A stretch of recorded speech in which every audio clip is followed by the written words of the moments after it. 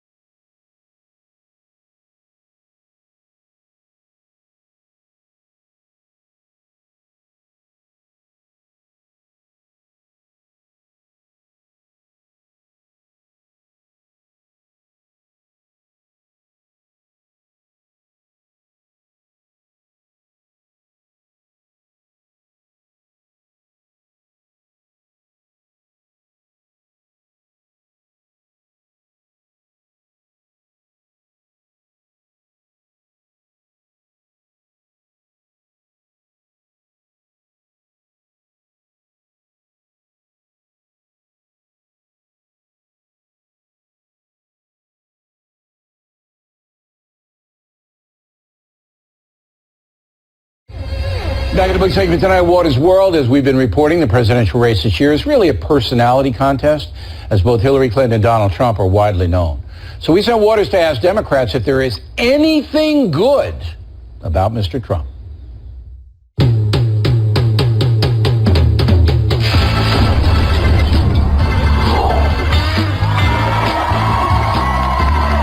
Donald Trump, the nominee for the Republicans. It looks like it. Can you name one good thing about Donald Trump? No. Okay, that's settled. He speaks his own crazy mind. I think that he taps into the feeling of disenfranchisement that a lot of people in this country have, especially working class people. Can you name one good thing about Donald Trump? What about you? One good thing? He is against free trade agreements, which is pretty cool. Trump wants to defeat ISIS. Maybe he does, maybe he doesn't. I'm not familiar enough with him. Don't you want to defeat ISIS? Probably I do. I don't approve of ISIS tactics, but I don't know anything about their ideology. I don't know what ISIS thinks about global warming. You're worried about what ISIS thinks about global warming? I'd be interested in their views on global warming. What the hell are you talking about? Trump's going to cut your taxes, put more money in your pocket.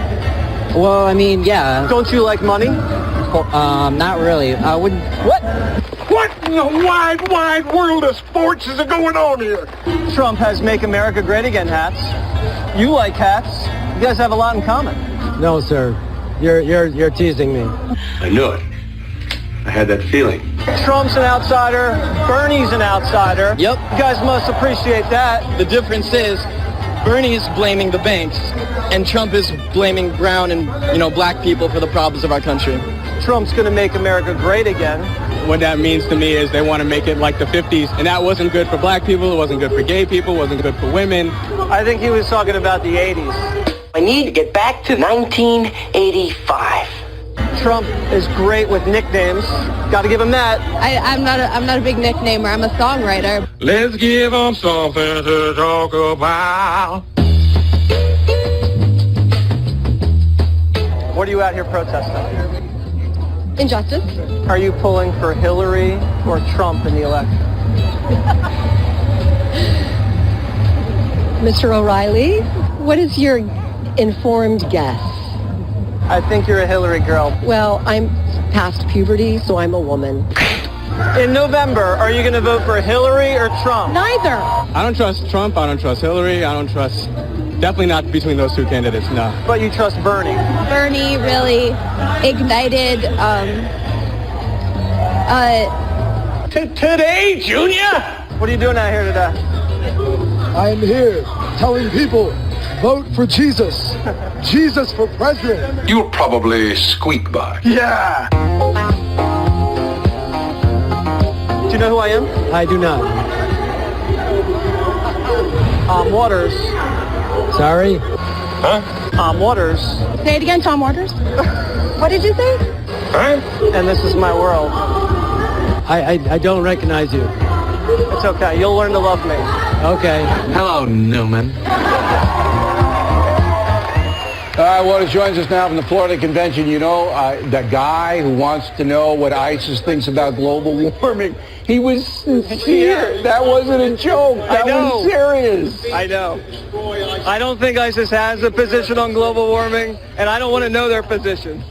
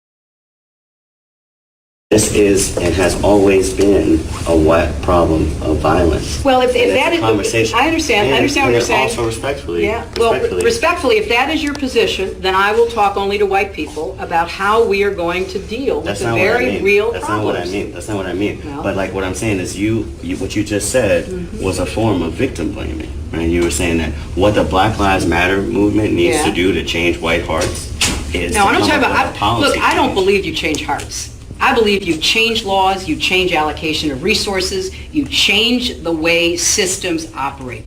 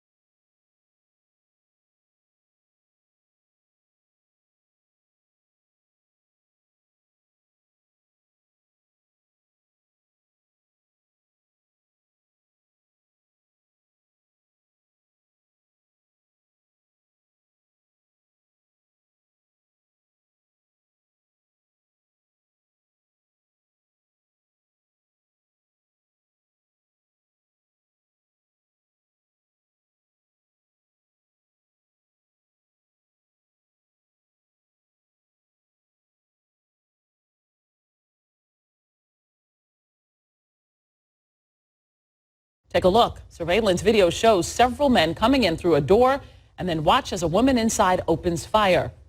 She exercised her right to defend her livelihood and property. Watch as this Gwinnett County woman rushes from her bedroom, unloading all her bullets on the 3 men who kicked in her front door. It's the dramatic, newly released video from around 4 a.m. Friday morning. The woman, a local restaurant manager, is staying in a Spring Drive home with a housemate for work-related reasons when she hears the 3 intruders, guns clearly in hand. Police saying they came here for cash and met their match. Did they shoot you? Yeah, they shoot me. As they exchange gunfire with drywall debris clouding the dark home, one man runs through a glass door. The man in the wig dies of his injuries in the driveway, and the woman, seen here being consoled by that housemate who gently takes away the gun, lives to tell and show police what happened.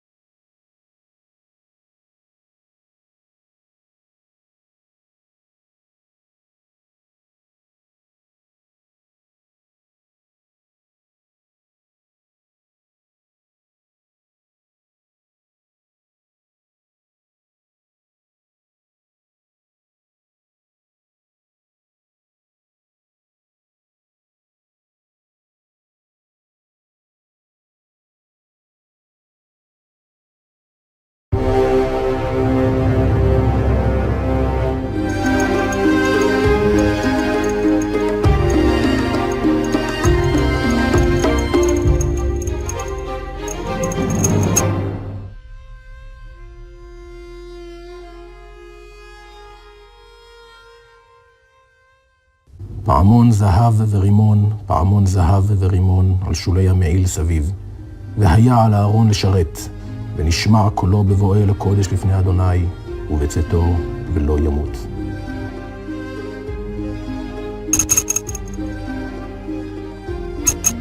הלכתי ועשיתי בדיקה של רנטגן, מה קורה בפנים הפעמון. צילום הרנטגן גילה לי שבתוך פעמון הזהב, שנראה כמו כדור, כמו רימון, בלי עלי כותרת, נמצא חוט זהב עם ענבל בגודל של 4 מילימטר, שיורד למרכז הפעמון, והוא שעושה את הצליל.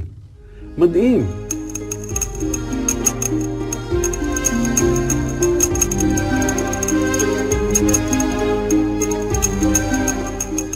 שהצליל הוא כתב B3, 240 הרץ.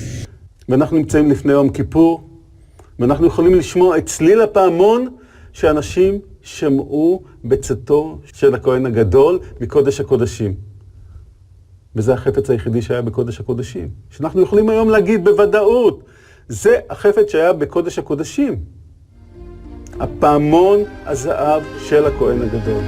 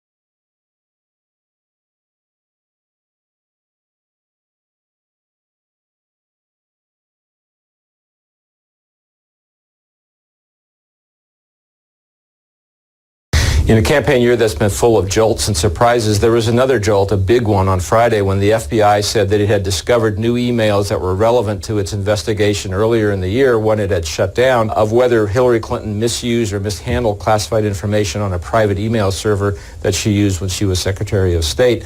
It's not clear at all where this investigation is going to go over the next few days or whether the questions that this raises are going to be cleared up by Election Day, just over a week away. It does raise the question of whether this race is now so set in its pattern that something from the outside like this can really shake it up or not. You know, the polling has been pretty consistent for weeks now that Hillary Clinton has a sizable lead, one that would be difficult for Donald Trump to overcome in the final days. That's a tough lead to shut down in just over a week's time. On the other hand, you would expect the race to close down anyway.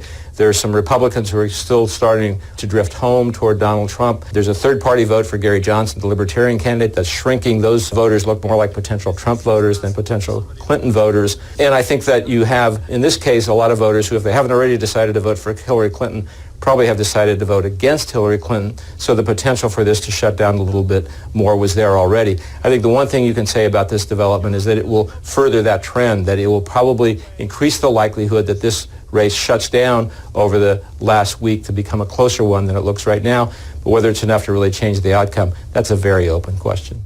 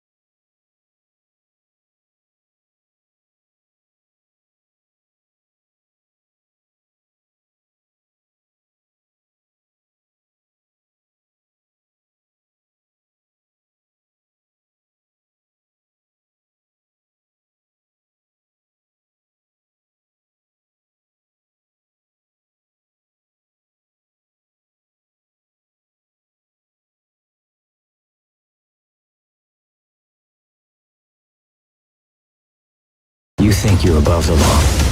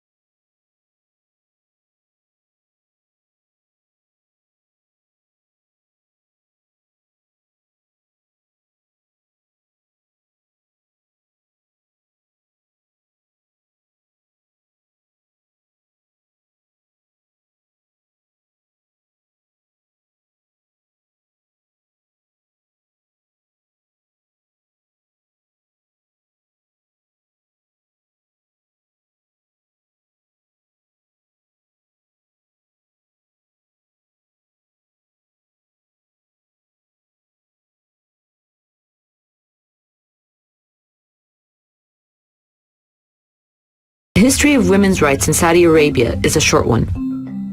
In the 1960s, the first girls' schools were opened by royal decree, and it seemed like change was in the air. Do you prefer to be seen with a veil or without one? No, I prefer without. And how about you? I prefer without it. And over the next 50 years, the world did change. She waves as Prime Minister. Liftoff of Space Shuttle Discovery. Empowerment of women is very important.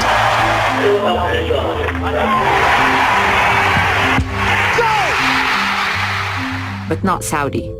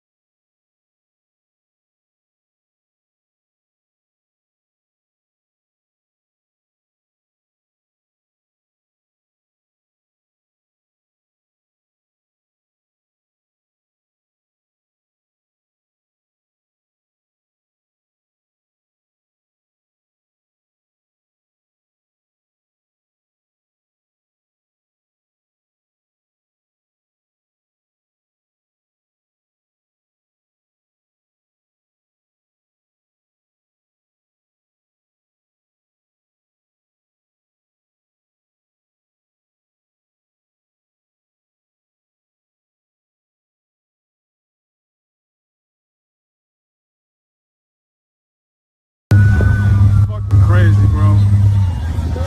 I'm never fucking flying again.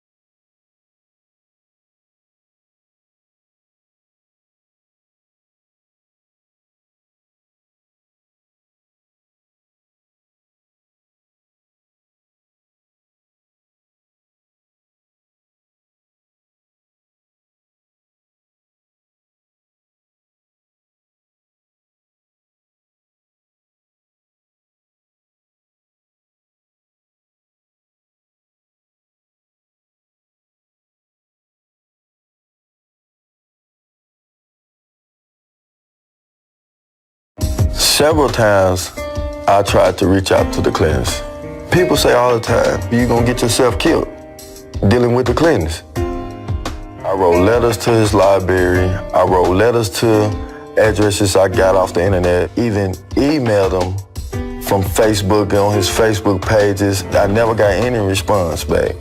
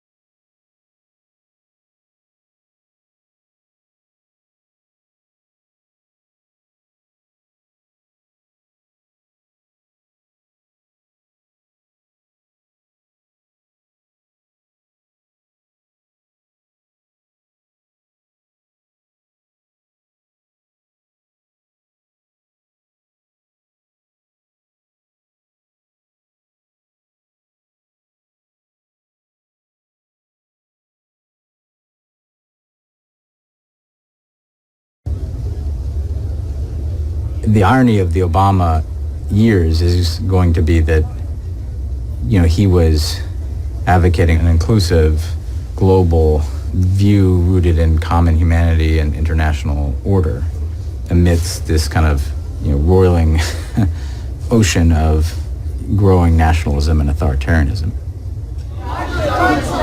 Perfect. There she is. I'm going to put my son's broccoli in the plant. How are you? Good to see you. What a night. What a night, yeah. What a night. What a night. All right, everybody, we're going to Madeline's not going to be with us for the whole night, but we may be seeing the first woman president elected tonight. We have with us the first American woman Secretary of State. Tonight is a seminal American event being lived with the 37 women ambassadors to the UN. There are 193 countries, 37 women. We have invited Gloria Steinem, an icon to women all around the world. Madeleine Albright, one of my predecessors in the job, a hero of mine. And you have the appropriate pin. This is great, breaking the glass ceiling.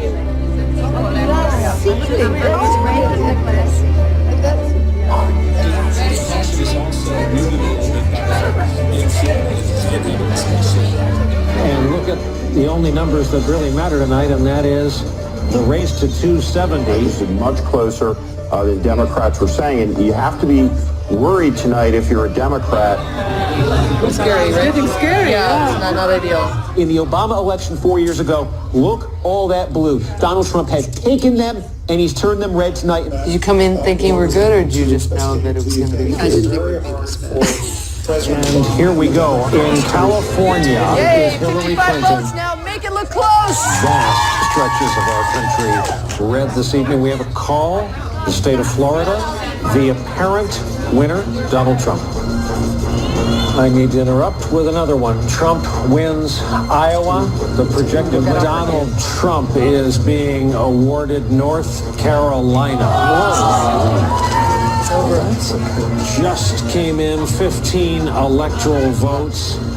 They have a very realistic possibility tomorrow of controlling both the House, the Senate, and the White House. To think of them in control of the Senate, the House, and the presidency. I mean, it's almost like the Civil War, Donald Trump did not run to unify the country. No. That was the last thing that he did. The country did not vote to be unified. Yeah. Look, this is the second of 4 really consequential global elections. This phenomenon is playing out across the whole of the Western democracy.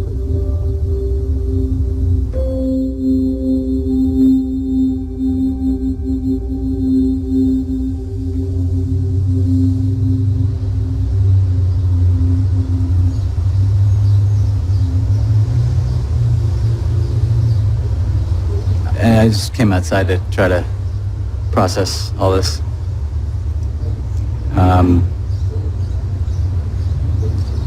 It's a lot to process. I mean, I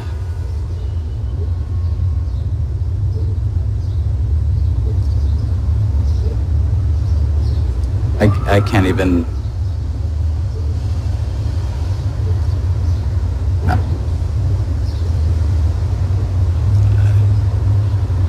I can't.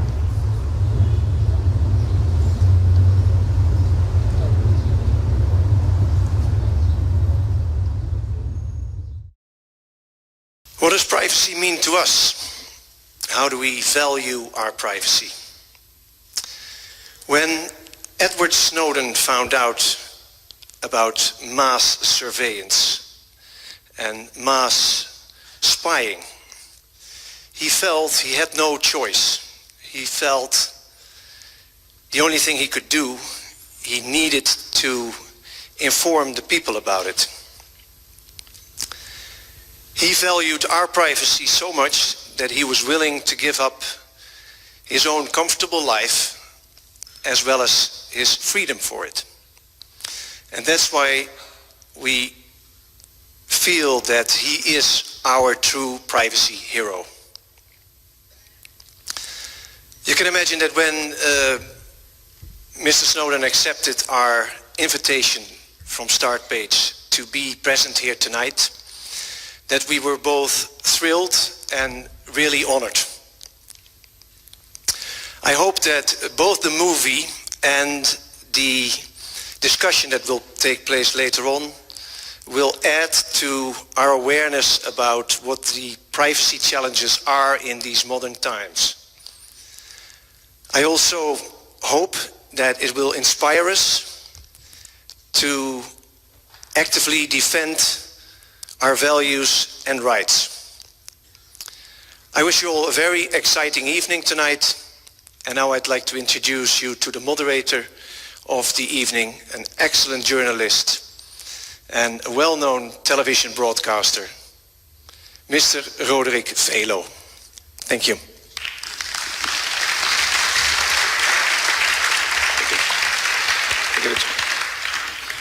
So good evening to all the people, not only here in this wonderful theater of Tuschinski, but also welcome to all the people around the world who are looking now to our feed. And we're very happy that everybody watches. We're going to talk to Mr. Snowden, and I hope that Mr. Snowden is already there. Mr. Snowden, are you there? Edward Snowden.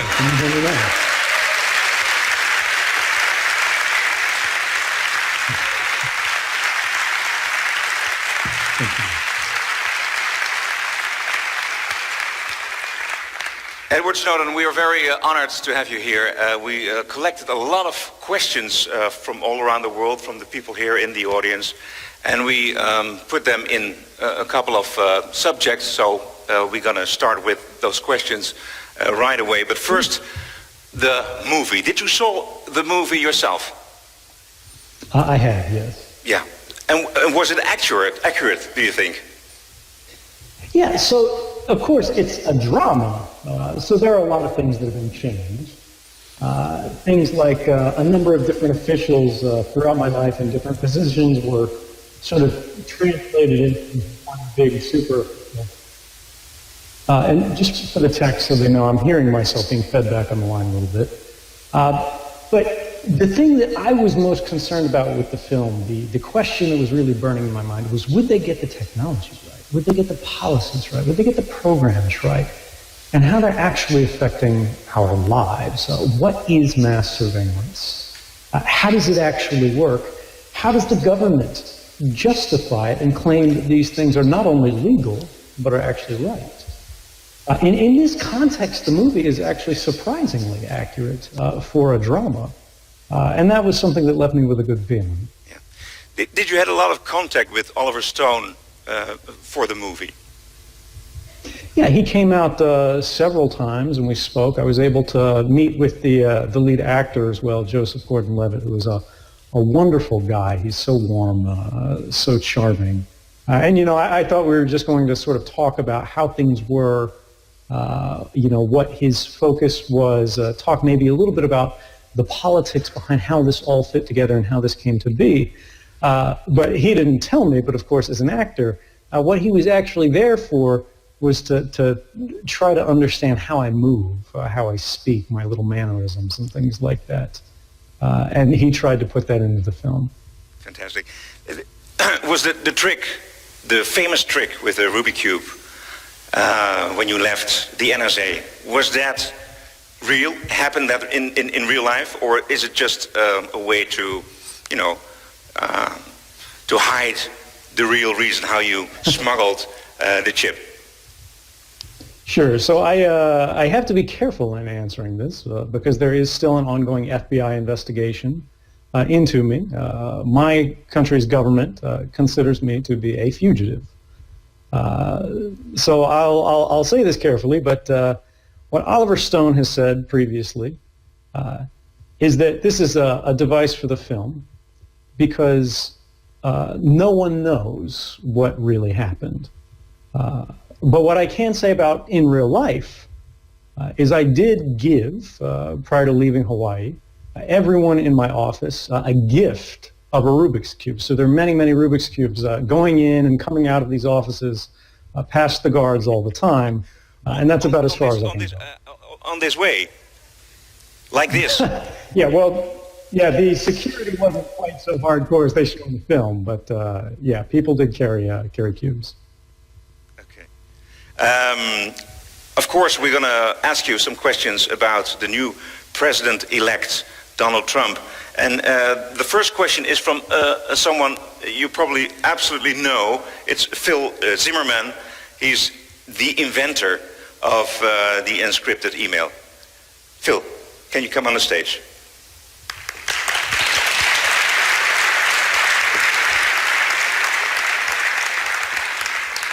Hi.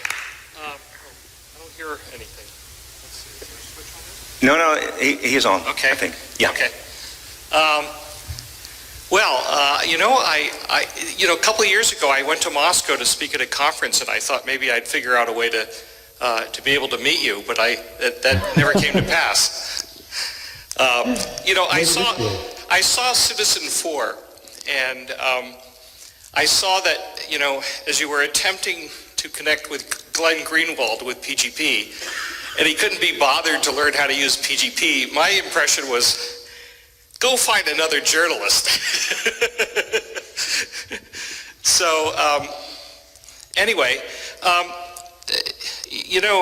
when I wrote the PGP manual about 25 years ago, I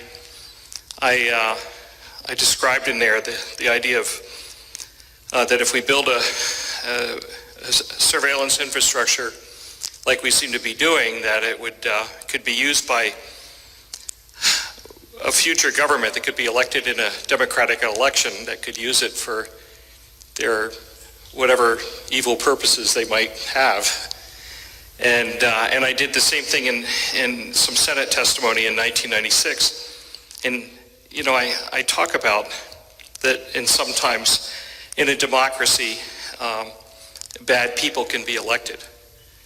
And if they inherit a technology infrastructure, a surveillance infrastructure, like what we've constructed, then they can use that to hang on to power.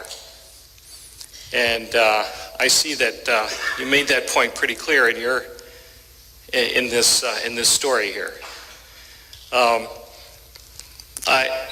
We now see that Trump will have a great deal of influence over what the NSA can do. Do you have any thoughts on that you'd like to elucidate on? Yeah, so there's a number of things. First off, for people in the audience who may not be so familiar with Mr. Zimmerman's work, PGP is one of the original encryption schemes for email that I used in my original contact with the journalists.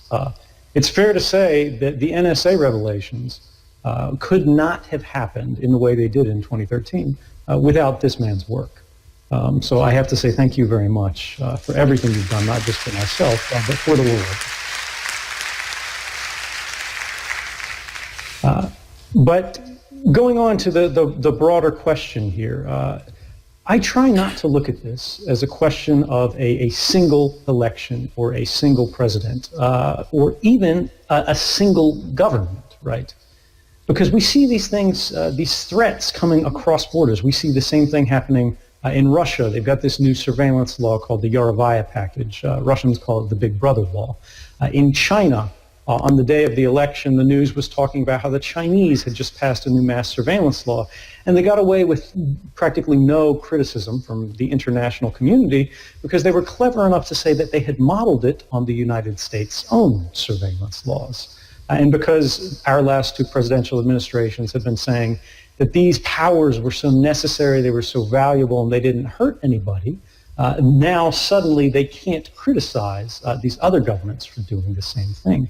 But this is a problem because even if you think, all right, well, we want government to have authority and powers to be able to perform its legitimate tasks of securing the nation, of protecting our communities, of investigating crimes, right? But how is this done, and where do they depart from this model? When do they start creating exceptions to what we have in the United States, our Fourth Amendment, which is an individual's right to privacy, where they say the government can't interfere in your communications, they can't arbitrarily investigate your home or take your letters or your emails, either collecting them or reading them, without going to a court and getting a warrant. But we have to recognize that even that barrier, the warrant requirement, the involvement of courts, doesn't mean the same thing in every country. If you say, well, mass surveillance is fine as long as the court's involved, Kim Jong-un in North Korea will go, oh, this is fabulous, because you know what? I have courts too. And they'll be happy to sign anything I put in front of them. And this is really something that we need to remember, is we are never farther than a single election away from a change in government, from a change in policy, from a change in the way the powers that we have constructed into a system are used. And so what we need to start thinking about now is not how do we defend against a President Donald Trump, but how do we defend the rights of everyone, everywhere, without regard to jurisdictions, without regard to the borders. We have this tremendous fabric of technology that we've enveloped the earth with, this internet that creates bonds of fraternity between people who don't even share the same language. But this fabric of communications that was intended to empower citizens and individuals of communities and families is increasingly being used to disempower them. Internet service providers, phone companies, governments, and other corporations are beginning to spy on these things. They're lifting up that fabric to look at the lives underneath, whether it is for the purpose of profit, or whether it's for the purpose of power, or whether it's for, in some cases, legitimate purposes. But we have to think for ourselves, what if we start weaving this fabric in a slightly different way? What if we start changing that dynamic mechanism that we face in the status quo today, which means when you pick up your phone and you make a call to your mother, your sister, your husband, your wife, that call is transiting that global network electronically naked. Anybody can look at it, anybody can listen to it, anybody can read it. What if we change that so that it's protected by default? Every communication, every transaction you engage with is protected. And you don't have to take some activity. You don't have to teach a journalist how to use this sophisticated encryption program, even if it is 20 years old, and you hope that people should be able to get to use it at this point. Instead, we made this fabric work not just for Americans, not just for people in the Netherlands, but for the whole world. If suddenly we could not just support the human rights of people in Germany, France, Brazil, Iran, Russia, China, and America, we could enforce them. We could guarantee them through our technology. And I think this election reminds us that that capability is within our reach today. And we have not just the right to try, but the duty. I've devoted my career to trying to create that capability. End-to-end secure telephony is what I've been focused on in the last 12 years or so. I had the impression that you might have used something that I made for that too. We went through a lot of trouble to wipe out our email encryption service on the same day that LavaBit did, for what we thought was probably for the same reason. I hope that that helped. Edward Snowden, are you still there? Yes. I am. Can you hear me? Have we lost you? Yeah. No, we had a connection. Yeah. Okay. Thank you very much. Ralph Zimmerman. Thank you so much for everything you've done.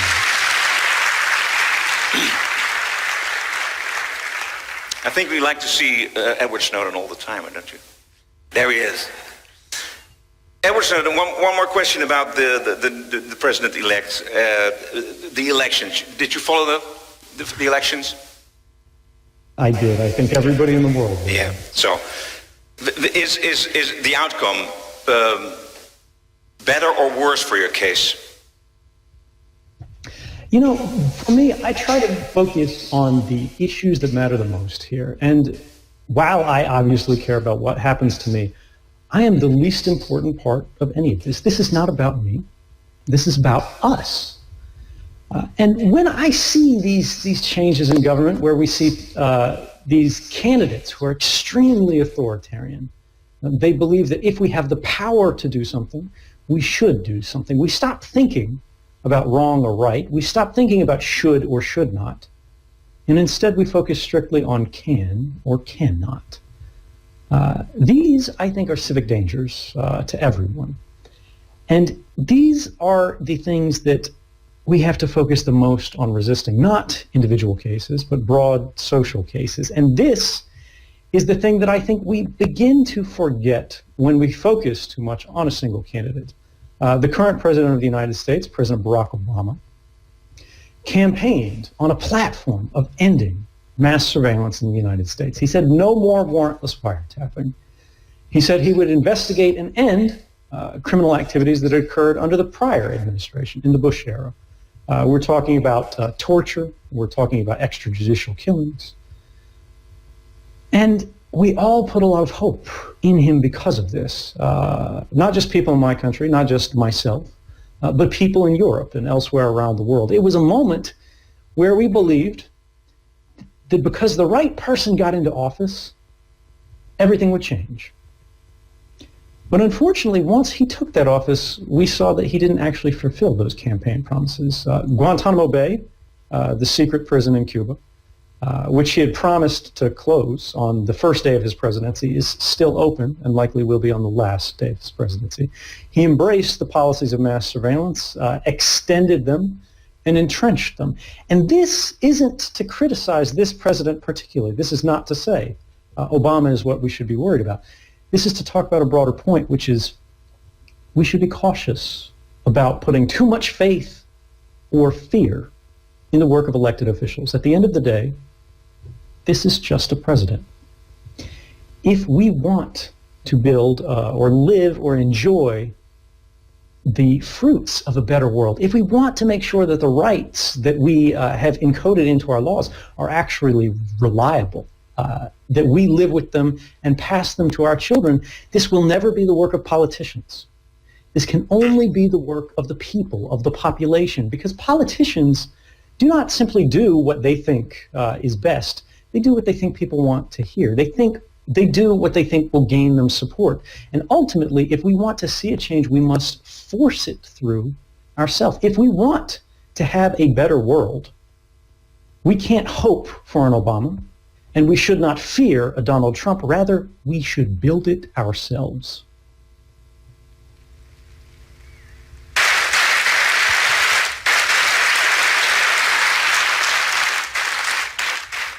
Okay, other subject. Thank you. A question out of the many questions we got about U.S. companies. U.S. laws like the Patriot Act require U.S. businesses to cooperate with government surveillance. Can we trust U.S. corporations with sensitive information like our email? Or should we prefer non-U.S. companies? I'm not sure if this is a serious question. It is.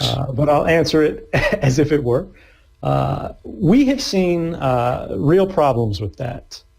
There was quite recently, in the wake of June 2013, President Obama going throughout Europe and saying, these newspaper stories that you've heard about all the spying, they're not very well understood. It doesn't mean what you think. The NSA isn't simply rifling through your emails.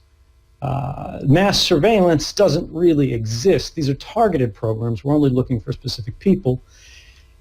And yet, only the beginning of last month, October of 2016, we found that one of the largest email service providers in the United States had secretly gone beyond what the law required, and the law does require a lot of these companies, to scan on behalf of the U.S. intelligence community the emails of all of their customers as they come or go for particular pieces of information that were provided by U.S. spy agencies.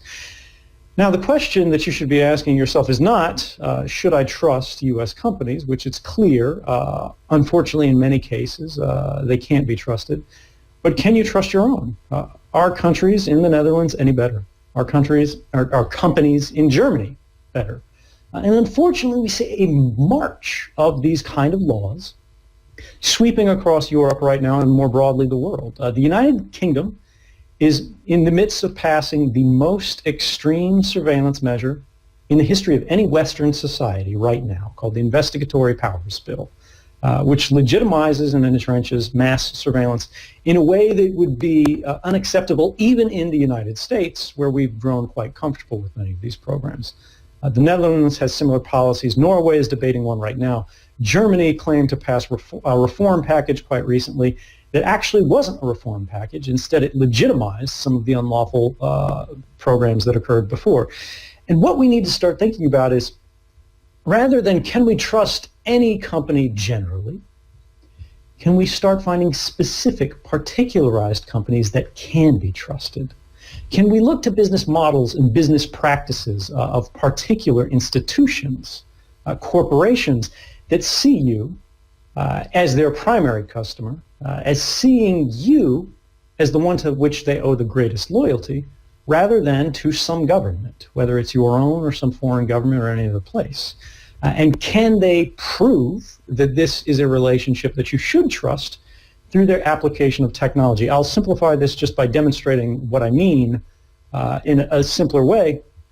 In the midst of that same Yahoo case, we saw there was another telecommunications provider in the United States. This is also October, around the same day.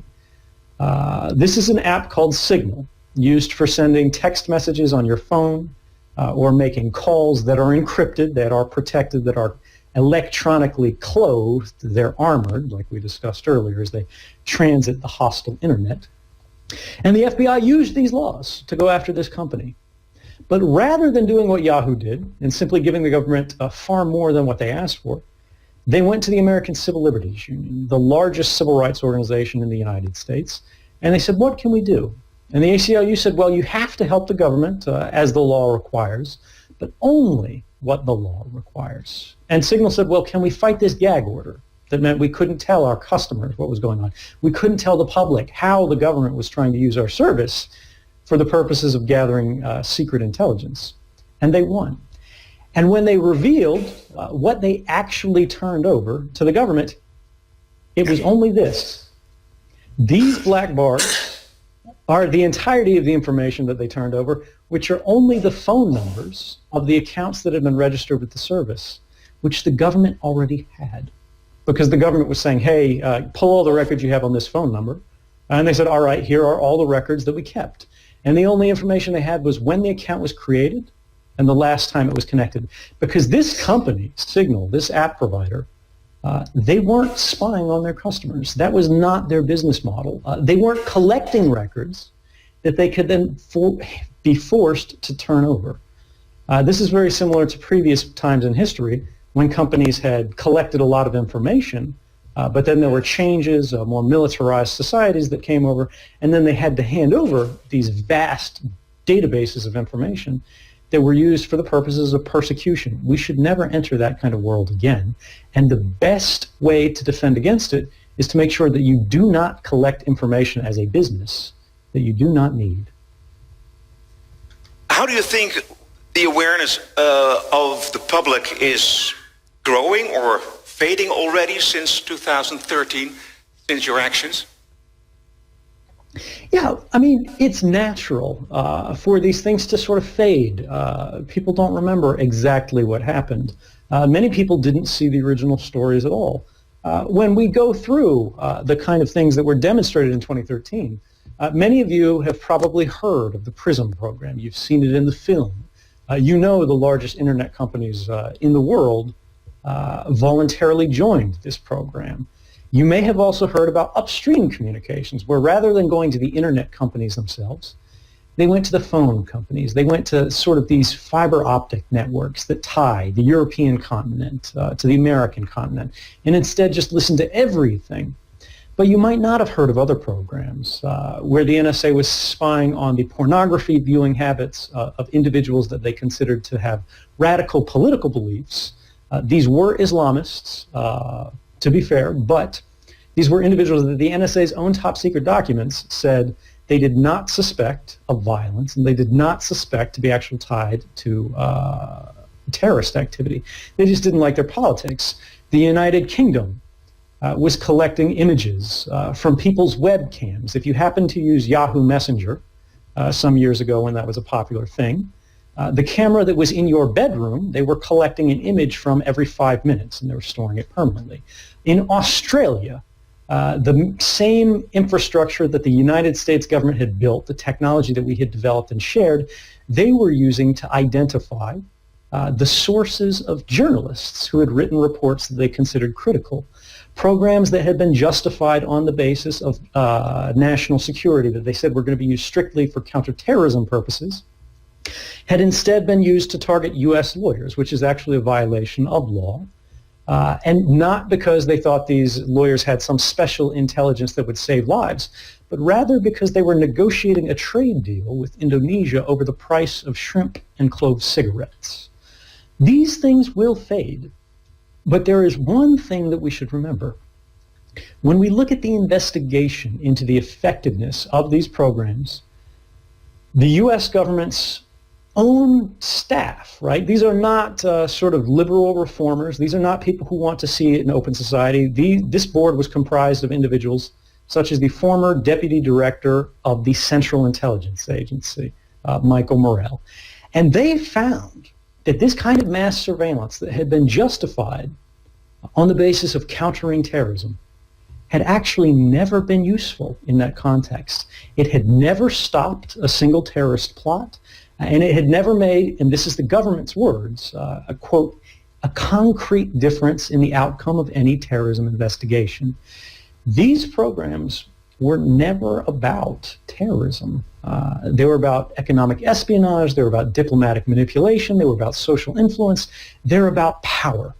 And that's what espionage has always been about. Countering terrorism is not an intelligence activity in the traditional sense.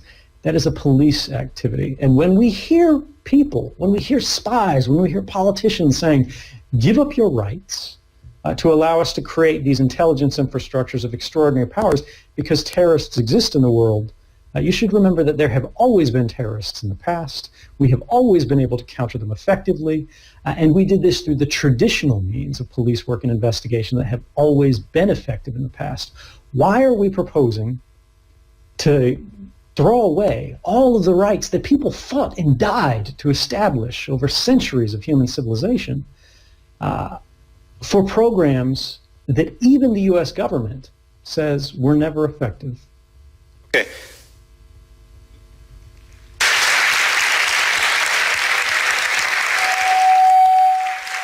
You say mass surveillance is not productive for attacking terrorist attacks, but intelligence services need some information, a lot of information, to protect the people, they say, and we believe.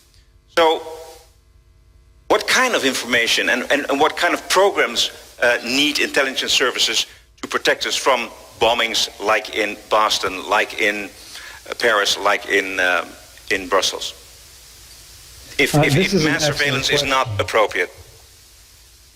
Yeah, this is an excellent question, because when we look at the Boston Marathon bombings, for example, this was during the height of American mass surveillance. This was before anybody knew it existed, before it had hit the newspapers.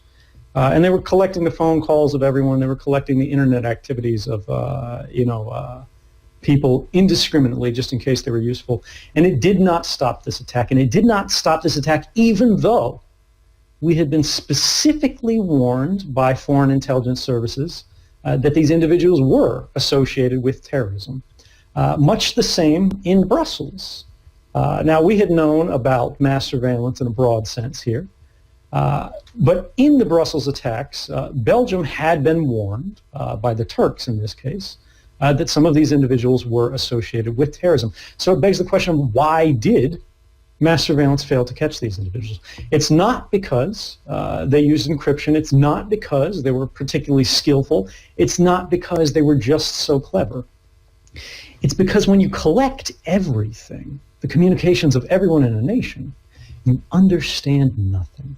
You get drowned in so much information that you can't find what's actually relevant.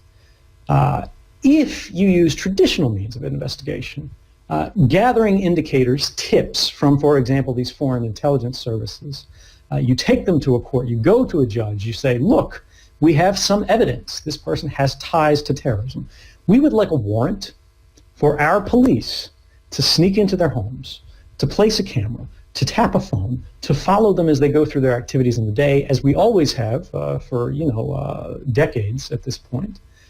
You can watch specifically the individuals who exhibit indications of actually threatening behavior, and then you can catch them in the act. And these are the cases where we have seen it happen. In recent Canadian attacks that have been thwarted, it was not due to mass surveillance, but it was because of the fact that they watched specifically the individuals who they had been tipped off did have these activities, often by members of their family or by their communities, and they watched them. And then when suddenly they collect weapons, they call a taxi cab, and they try to go to a train station, the police are already there, ready to make the arrest and ready to thwart the attack, and it actually works.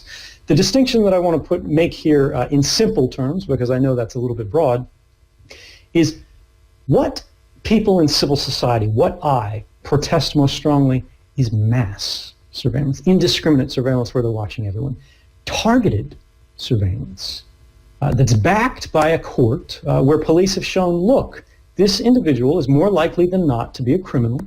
We're asking for a warrant to investigate their activities for a period of time in a very intrusive way, but in a very targeted way. We're only watching this individual.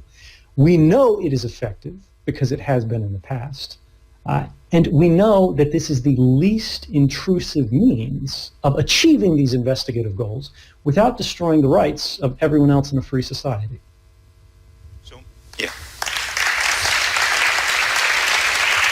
So you say mass surveillance isn't necessary for counter-terror attacks? That's correct, but let's presume it were. Let's presume it were effective. Would we want it anyway? The challenge here is if we create a government that is so powerful, a structure that is so omniscient, it knows everything that everyone's doing at every time, it can enforce the law perfectly. No one can steal a loaf of bread, no one can speed, no one can commit a terrorist act, no one can murder. A lot of people would say that's fabulous, it's the end of crime, and it's true. But that may not be as unmitigated a good as it seems at first glance. Because when we think about social progress, when we think about the advance of human rights, when we think about the abolition of slavery, when we think about marriage equality, when we think about the prohibition of drugs or certain kinds of alcohol in the past, prohibition of certain types of religious worship, all of these movements were criminal activities in the beginning. Even if it's the enfranchisement of women, allowing them to vote. If government simply says the laws on the books can be enforced, and they will be enforced, and we will use the full extent of our powers to ensure that is the case, what they're doing is they're halting progress at this moment in time and saying we have gone far enough, and no one can transgress against the status quo, even for a good reason. No one can organize to change the law. If to do so, they have to love someone in a way that's not approved. They have to worship in a way that's not popular. They have to do any activity that has not been explicitly authorized in advance by the government. I do not see that as a bright future. In fact, I see it as a very dark one.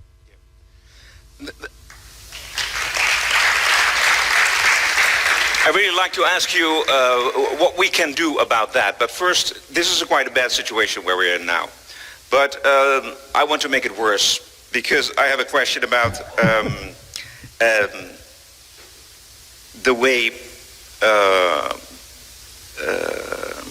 let's see, where have I the question? Yeah, the technology develops enormously. Everybody can buy the software to spy on one another. So how can we stop Big Brother before we going paranoid? Yeah, so this is a very complex technical question, and I'm very comfortable saying that as of today, we don't have an answer. We have ideas, we have directions for research, but this is not a solved problem. And for the young people in the audience, This is a problem that you could solve. What we're seeing today is the atomic moment of computer science. We're living through it. What nuclear physics had in the last century, we are seeing for this discipline, computer science, today in our lifetimes. Technologies that we expected to be a benefit for all of mankind are being subverted. They're being corrupted in subtle ways to work contrary to those purposes. And we have to find a way today to change that direction and make it serve humanity rather than master humanity. And the ideas that we're looking at here are for simple methods to do things that we've never really considered before. For example, encryption, as we've talked about before, protects what you said on a phone call as it crosses the internet. It protects what was written in a text message. It protects your picture so no one can see it if you share a photograph with someone. But it does not disguise the fact that you sent a photograph or made a phone call or made a purchase or visited a website or necessarily bought this book from a bookseller online. And these things on their own can be very dangerous. These types of activities are called metadata, right? And these communications or these records about your activity, even encrypted communications, are private activity records, right? But they have no meaningful legal protections today. So even governments in countries that aren't so bad about mass surveillance, even in the Netherlands, for example, the metadata of your activities can often be collected even without the involvement of a court. And this means you can create perfect records of private lives without ever reading what was actually said in the message.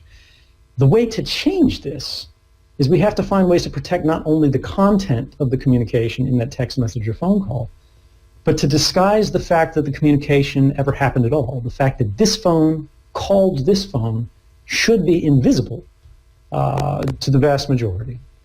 But will that happen one day? Is there a technical possibility there is, perhaps, or not? We have seen methods of disguising this already. There's what's called the Tor protocol, which is a method of what's called a mixed routing network. It's not perfect, and in fact, it cannot protect against the full cooperation of all of these governments on Earth because they can just trade the different parts they see. But what it does is instead of sending your communications from here to here, this computer to this computer, it sort of bounces them around the world in a lot of jurisdictions. So you can't see the direct relationship. But this is very crude. This is like, inventing the very first wheel, which is, kind of a rock that sort of rolls, but not in a very effective manner. But as we refine these capabilities, as we look for more models of achieving the same ends, it is perhaps possible. And the easiest way to illustrate this is the way that radio frequency broadcasts work. For example, if you think of the prior generation, or as you listen to music in your car, there's a tower somewhere that's sending communications, and anyone can hear them, but there's no record of who is actually listening, who actually received the signal. That's not to say this is an effective means for resolving our problems today in this context, but there are many things that we thought impossible problems in the past. But eventually, through dedication, by pursuing the problem and by recognizing that these things matter, we found solutions. Can you name 3 very practical things how we all can protect ourselves today for spying, by other people, other corporations, governments? Certainly. The first thing would be careful about what you share with large service providers. When you're talking about Google, when you're talking about Facebook, everything you type in that Google prompt is being stored and saved forever. They're not asking you if you want that, they're just doing that. There are alternatives like StartPage and other providers that don't store that information. There are social networks that are not Facebook. Edward Snowden, you say don't use Google? You say that? I say if you can avoid these things, right, this is all a case for you. You have to decide for yourself what the level of convenience versus threat truly is. But the idea here is you want to control what kind of records are being created and stored about your activities. But more broadly here, we don't want to get into a point by point of doing this, doing that, using this service, not using that service. You want to talk about broad technological capabilities. The first thing you can do is encrypt your devices. If you have a newer iPhone, it's already happening invisibly. If you're using an Android phone, you can go into settings and encrypt your phone. So if it's lost, a criminal can't just open it and read everything. Use two-factor authentication. We've seen recent hacks about the election in the United States and other things like that, where someone will send you an email that appears that it comes from Google. It looks identical. So you click it, you type in your password, and now someone else has gained access to your account. There's something called two-factor authentication, which you could use for if you do use Google, for example, your Gmail account, that will require something like another code that comes from a token where you just tap it on your phone and it gives you a code that you can enter. So if someone does this to you, you won't be affected by it, or it sends you a text message. There are many things you can do. Use Signal, that kind of application for protecting your text messages, for protecting your phone calls. Use Tor when you're browsing on the internet. The Tor browser won't give you perfect security, but you will be far safer than if you were using a normal Internet Explorer or Chrome or Firefox browser. And these kind of things lead us to a larger point, which is you as an individual should not have to do this. You should not have to make these decisions. You should not have to study to be safe using the devices that you rely upon every day. And this means you have to be political. You have to talk about these things. You have to recognize, right, that when somebody says, you know, don't worry about this, it doesn't matter. If you have nothing to hide, you have nothing to fear, they're misleading you, they're deceiving you, they're disempowering you. Because privacy isn't about something to hide, it's about something to protect. Privacy is the right to the self, right? Privacy is the right to a free mind. Privacy is the foundation of all other rights. Freedom of speech doesn't mean very much if you can't try out in a safe space among friends without the judgment of this external society what it is that you actually think and figure, is this a good idea, is this a bad idea? Freedom of religion, the same thing. You either inherit a religion or you accept it from the state, but you don't know what it is for yourself that you actually believe in and who you want to become unless you have that protected space. And moreover, right, privacy is not intended for the majority. That's not where it derives its value from. Politicians don't need privacy. They're already powerful. They can already defend themselves. The majority can reshape society to their will. They don't need it that much. But minorities, vulnerable populations, people who are a little bit different, people who are a little bit unusual, people who don't fit in, even in a small way, if you disagree with the majority opinion, you are the one that privacy is for. And this is why, you know, when you hear people say things like that, say back, if you argue, you know, if you have nothing to hide, you have nothing to fear, that's no different than saying you don't care about free speech because you have nothing to say. It's an antisocial argument that says it doesn't matter what happens to the rest of society. It doesn't matter what happens to my rights because I'm okay right now. I'm not different. I'm not interesting. And I don't need to be. I'll adapt to whatever the rest of the world wants. And what you're saying is, I don't want freedom. I don't want liberty. I just want to be. And while you might agree with that, I think we can be better. I think we can do more, and I think we should. I think the rights that we inherited are a blessing, something that we should protect and defend and ensure that not just this generation, but every other generation enjoys that and more.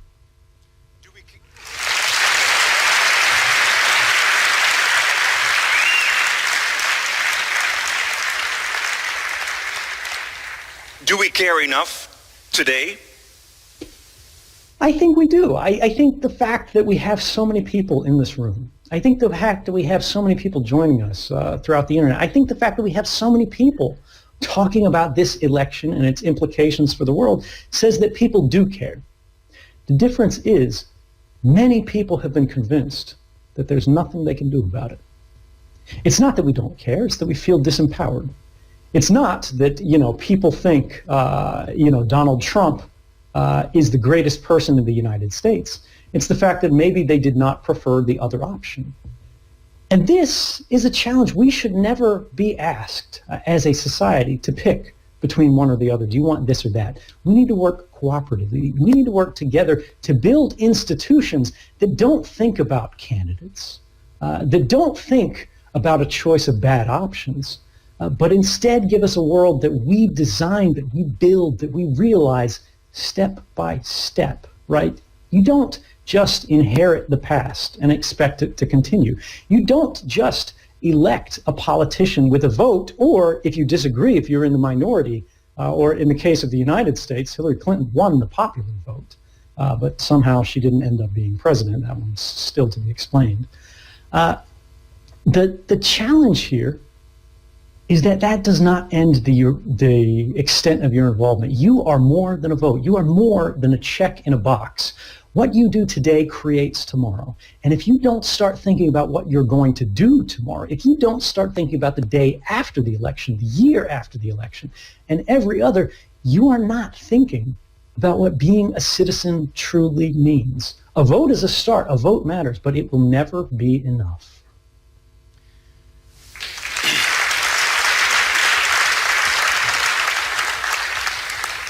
I want to talk a moment about your own privacy and freedom at the moment. You said to BBC Panorama, and you said it...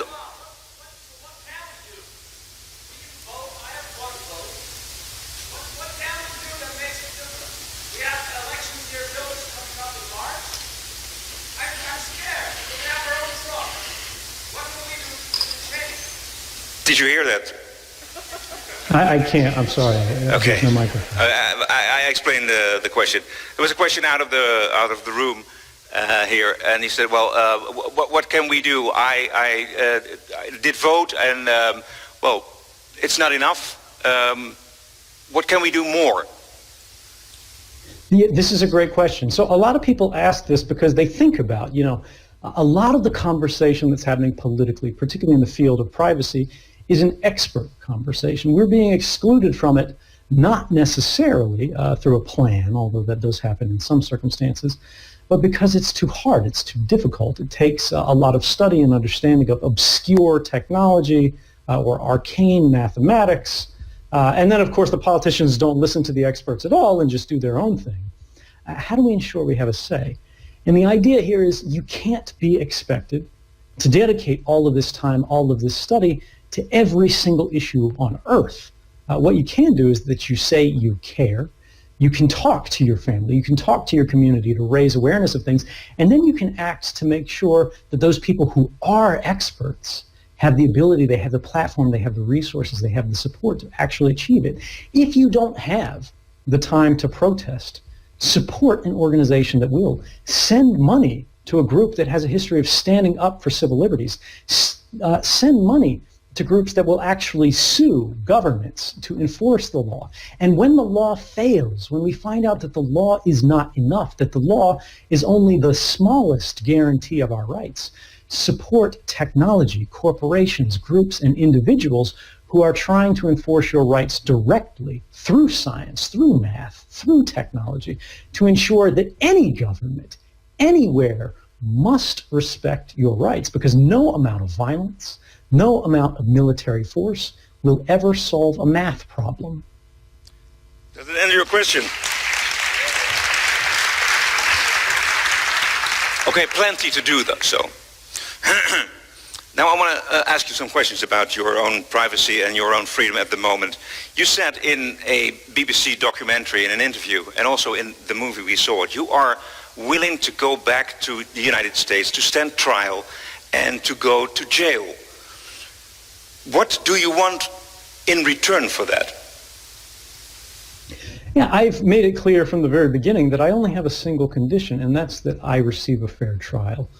Now, what does that mean? That means being able to tell the jury why it is that you did what you did, and for them to decide Is this man truly guilty in a way that he should be sent to prison, or was this the right thing to do? And this is why we have jury trials. But the United States government charged me under very specific laws that are quite unusual in the United States, specifically to prohibit me being able to speak to a jury and tell them why it is that I did what I did. This, of course, is called the Espionage Act, a law that was intended to be used for people working as foreign spies. But they have used it increasingly against journalists in recent history and their sources in a way that's unprecedented. James Risen, one of the most famous reporters of the New York Times, called the current president's war on whistleblowers a policy that makes him the greatest enemy of press freedom in a generation. And it's not just him. This is not an isolated case. The executive editor of the New York Times, which is the largest newspaper in the United States, which is a very liberal, very pro-Obama newspaper. These aren't sort of radical critics or anything like that. They said that the Obama White House is the most secretive they've ever dealt with. When I asked the government this, and I said, look, as long as you let me talk to a jury, I'll come back. Let's have this. Let's have the people decide. They sent back a letter saying, we promise we will not torture you. And, while that is a start, I think we can do better than that, and I think we should. Yeah.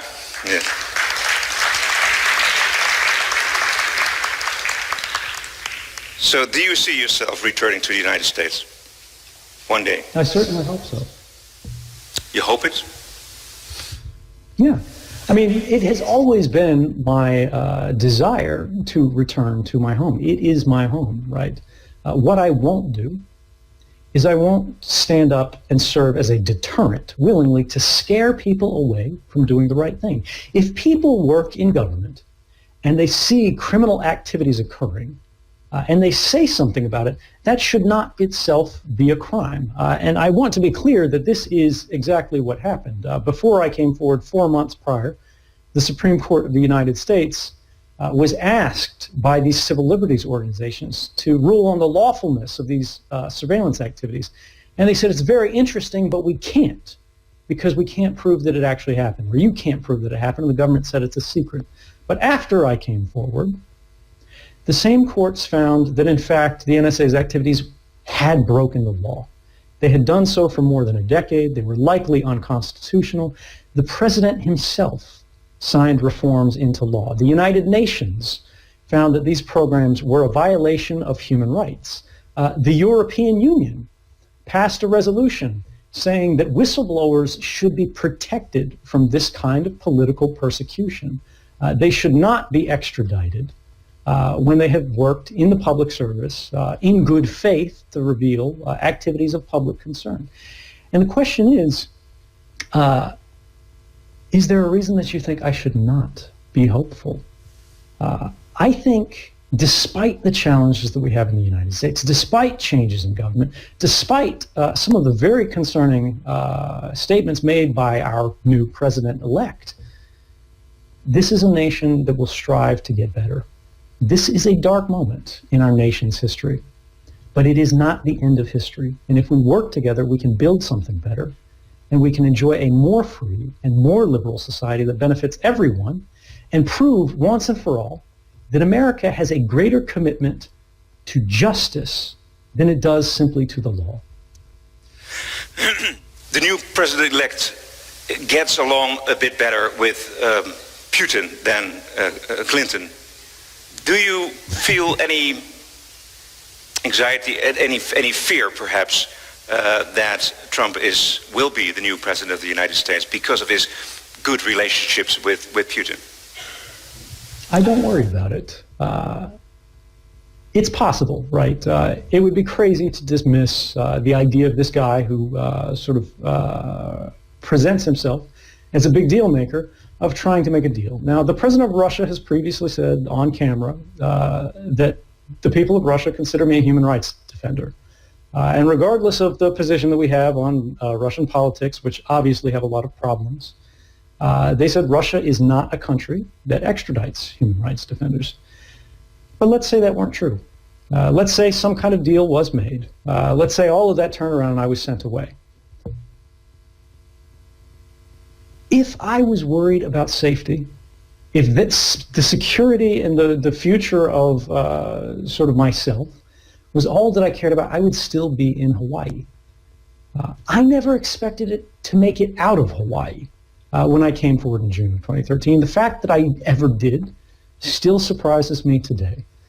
But the bottom line is this: I'm comfortable with the choices that I made. I'm proud of the choices that I made. I think I did the right thing. And wow, you know, I can't predict what the future looks like. I don't know what's going to happen tomorrow. I can be comfortable with the way that I've lived to today. And no matter what happens, right? If there's a drone strike that comes tomorrow, if, you know, they put together some operation and I slip and fall down the stairs, that's something that won't change. I think as long as we do our best to live in accordance with our values, we don't have to worry about what happens tomorrow, because today is enough.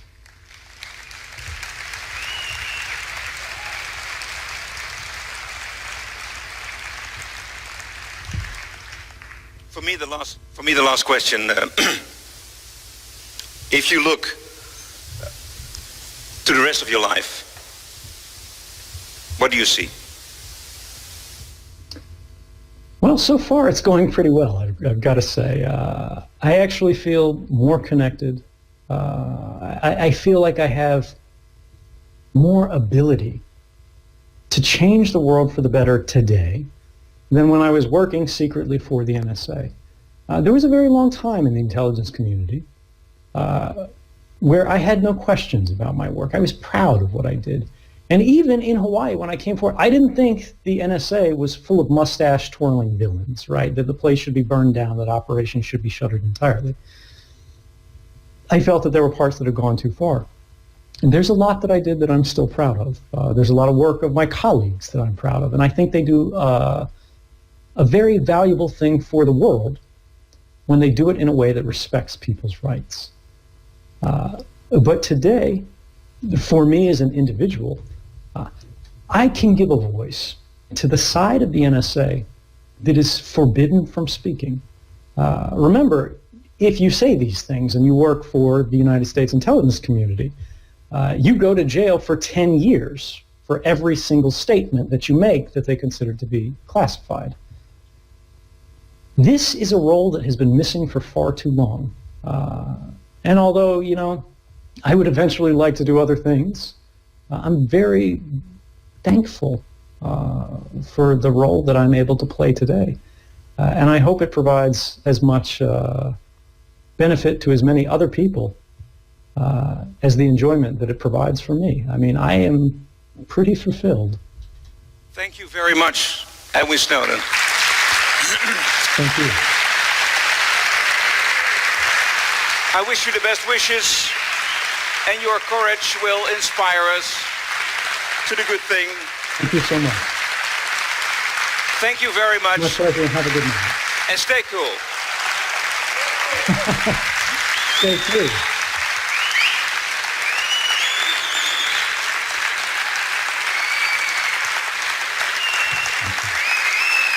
Good night.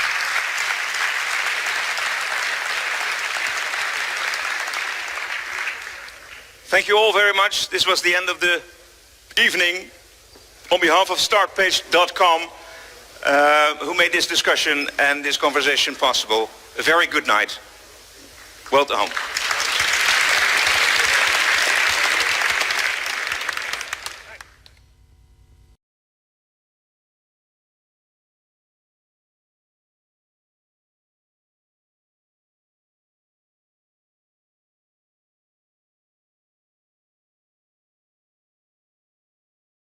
You see the monsoons moving around the planet, and the planet almost appears to have a heartbeat.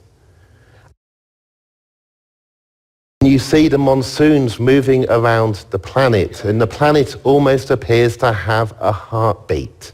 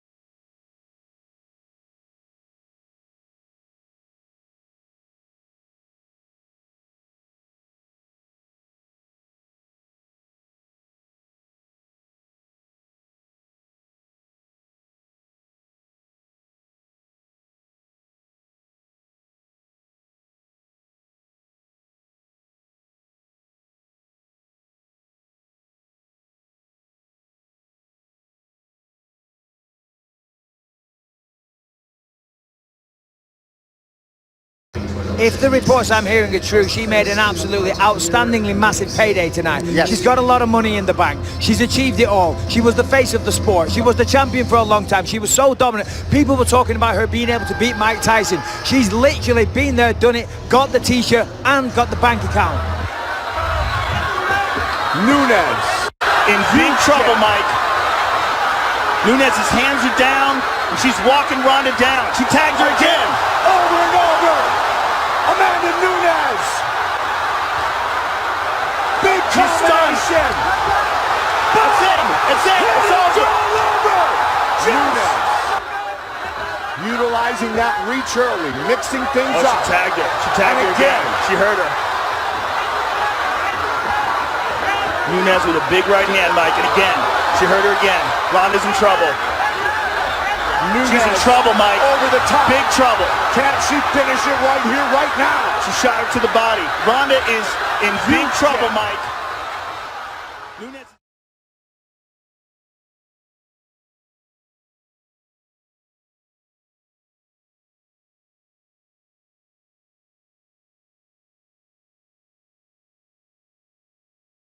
Ladies and gentlemen, the first American to orbit the Earth, Glenn takes his place John on Glenn. Ship 7, looking towards the unknown. It's the latest now in Flint, Michigan, and the water crisis there. At times, it seems like the forces pulling us apart are stronger than the forces binding us together. Ladies and gentlemen, we have detected gravitational waves. Illuminati mess. Paparazzi catch my fly and my cocky fresh. Opioid addiction is now officially an epidemic. You lose 100 Americans a day from overdoses of prescription medicine and heroin. In 9 months, I went from smoking weed and storing pain medication in my dorm room at Center College to being homeless and shooting heroin under a bridge. The British people have voted to leave the European Union. There's mass hysteria at the moment. Those on the losing side of the argument, myself included, should help to make it work.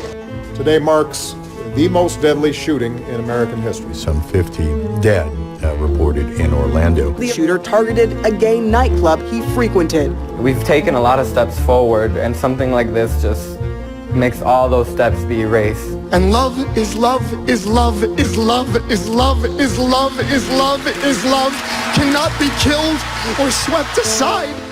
Rodrigo Duterte was elected president of the Philippines in May on promises of waging a, quote, bloody war on drugs. I'd be happy to slaughter him. Breaking news out of Turkey, where tensions remain high this morning after a night of explosions. President Erdogan called into Turkish television using FaceTime and urging people to flood the streets and resist the coup. More than 10,000 civil servants have now been fired after the July 15th coup attempt. The question among terror experts is not will there be another terror attack, but when? Please don't tell me that he's gone. Please, officer, don't tell me that you just did this to him. Philando Castile and Alton Sterling were shot and killed by police within a day of each other. Rallies and protests across the country in response to the violence seen during the sniper-style takedown of officers in Dallas. Pray and hope that this never happens in America again. This election must be about bringing our people together. And I will have Mexico pay for that wall. Mark my words. I'm not going to pay for that fucking wall. And just as with our founders, there are no guarantees. It truly is up to us. The WHO today rejected a plea by 150 health experts who argue that the games risked speeding up the spread of Zika globally. The most decorated athlete in Olympic history is calling it quits by hanging another gold around his neck. Millions of people worldwide are hunting for Pokemon everywhere around them, but it seems there are some places anyway that players, they can't go. How sweet it is. After 108 years, the Cubs win the World Series. Next tonight, a star quarterback's refusal to stand during the national anthem. This country stands for freedom, liberty, justice for all. And it's not happening for all right now. I don't even wait. And when you're a star, they let you do it. You can do it.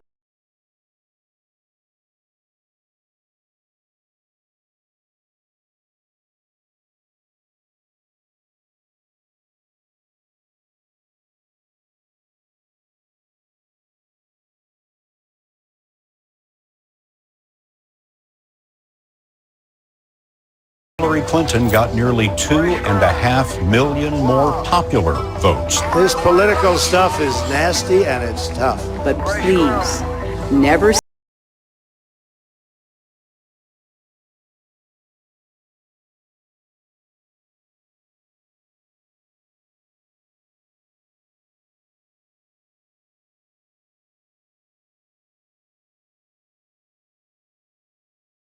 Aleppo on foot. The UN Weather Agency says 2016 could break the record for the hottest year since they started keeping track in the 19th century. Eventually, history suggests there will be some doomsday event. The path this country's taken has never been a straight line. We zig and zag. For many, many thousands of years, people had looked up and wondered about what was up there. The alternative is to become a spacefaring civilization and a multi-planet species. And we must consider ourselves among the most fortunate of all generations, for we have lived at a time when the dream became a reality. I hope you would agree that is the right way to go. Yes?